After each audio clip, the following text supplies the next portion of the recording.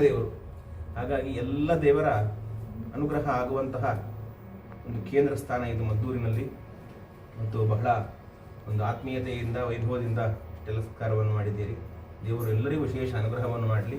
ನಮ್ಮ ಸಮಾಜ ಉತ್ತಮ ರೀತಿಯಲ್ಲಿ ಸಾಗಬೇಕು.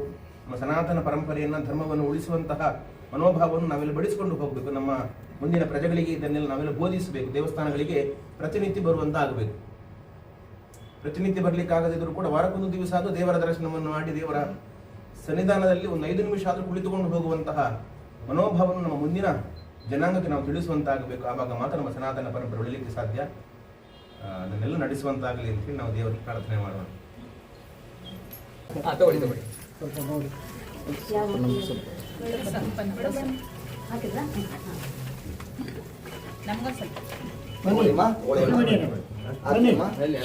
ಪುಷ್ಪಾಂಜಲಿ ಮಾಡಿ, ಎಲ್ಲರೂ ಮಾಡಿ. ಆಶೀರ್ವಾದ ಸಿಗಲಿ. ಕೃಷ್ಣವಣಿಯವರೇ ಬನ್ನಿ ಬನ್ನಿ ಬನ್ನಿ ಬರೋದು ಬನ್ನಿ.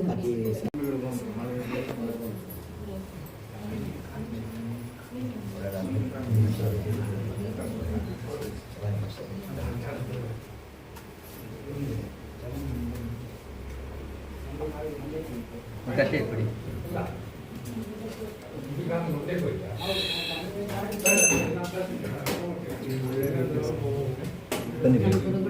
ಈ ಹಿಂದಿನ ಕಾಲಗಳ ದೇವಸ್ಥಾನಗಳನ್ನೆಲ್ಲ ಬಹಳ ವಿಸ್ತಾರವಾಗಿ ಕಟ್ತಾ ಇದ್ರು. ಇವು ನಾವೆಲ್ಲ ನಮ್ಮ ಕಡೆ ಅಲ್ಲಿ ಸೇವೆ ಮಾಡಲಿ.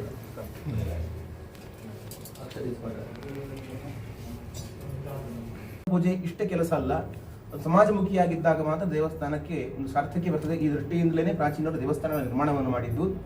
ಹಾಗೆ ಇವತ್ತಿನ ಈ ಮದ್ದೂರಿನಲ್ಲಿ ರುದ್ರದೇವರ ದೇವಸ್ಥಾನ, ಇದೇ ರೀತಿಯಾಗಿ ವಿಶಾಲಾಕ್ಷಮ್ಮ, ಸುಬ್ರಹ್ಮಣ್ಯ, ಗಣಪತಿ,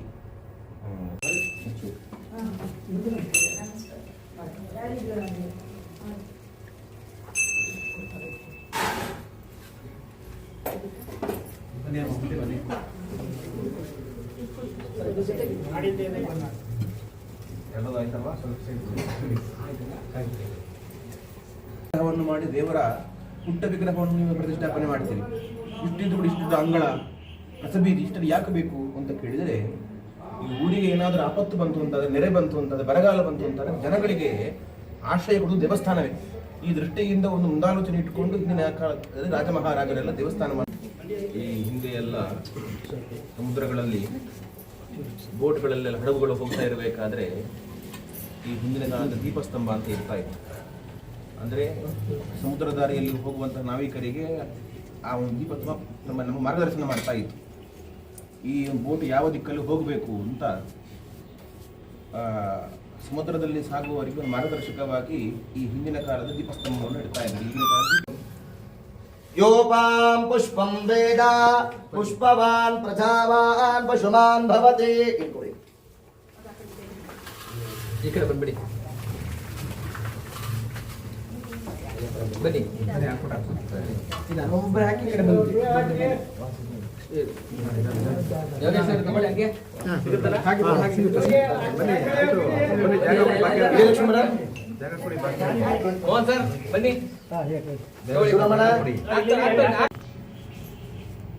ಈ ಕಡೆ ನೋಡಿ ಸರ್, ಸ್ವಲ್ಪ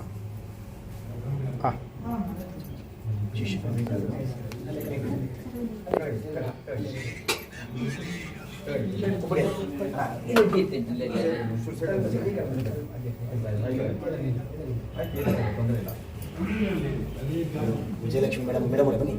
ವಿಜಯಲಕ್ಷ್ಮಿ ಸ್ಥಳೀಯರು, ಶಿಕ್ಷಕರು, ನಮ್ಮ ದೇವಸ್ಥಾನದ ಸದಾ ಭಕ್ತರು, ಶಂಕರ ಸಭಾ ಅಂತ ಆಡಳಿತ ಮಂಡಳಿ, ಅದರ ಅಧ್ಯಕ್ಷರು, ಎಲ್ಲ ವ್ಯಾಖ್ಯಾನ ಮಂಟಪ ಇದೆ, ಎಲ್ಲ ಸದ್ಭಕ್ತರು ಈ ಸೇವೆ ನಡೆಸ್ತಾ ಇದ್ದಾರೆ. ನಾವು ಇವತ್ತು ಮದ್ದೂರಿನ ವಿಶ್ವೇಶ್ವರ ದೇವಸ್ಥಾನಕ್ಕೆ ಆಗಮಿಸಿದ್ದೇವೆ. ಒಂದು ಪ್ರಾಚೀನ ಸನ್ನಿಧಾನ, ನರಸಿಂಹದೇವರ ದೇವಸ್ಥಾನದ ಸಮೀಪದಲ್ಲಿ ಇರುವಂತಹ ಈ ಸನ್ನಿಧಾನಕ್ಕೆ ಬಂದಾಗ ಬಹಳ ಸಂತೋಷ ಆಯಿತು. ಇಲ್ಲಿನ ಭಕ್ತರು ಬಹಳ ಆತ್ಮೀಯದಿಂದ ಸ್ವಾಗತವನ್ನು ಮಾಡಿದ್ದಾರೆ. ದೇವಸ್ಥಾನಗಳು ನಮ್ಮ ಶ್ರದ್ಧಾ ಕೇಂದ್ರಗಳನ್ನು ಉಳಿಸಿಕೊಂಡು ಹೋಗುವಂಥ ಜವಾಬ್ದಾರಿ ಸಮಾಜಕ್ಕಿದೆ.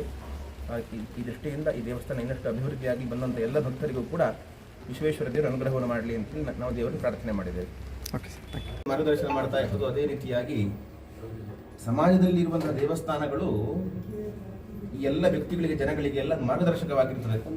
ಜನರು ಯಾವ ದಿಕ್ಕಲ್ಲಿ ಸಾಗಬೇಕು, ಹೇಗೆ ಬದುಕಬೇಕು, ಧರ್ಮದಿಂದ ಹೇಗೆ ಸಾಗಬೇಕು ಅಂತ ಅಧ್ಯಾತ್ಮದ ದಾರಿಯನ್ನು ತೋರಿಸುವಂಥ ಕೇಂದ್ರಗಳು ಈ ದೇವಸ್ಥಾನಗಳು.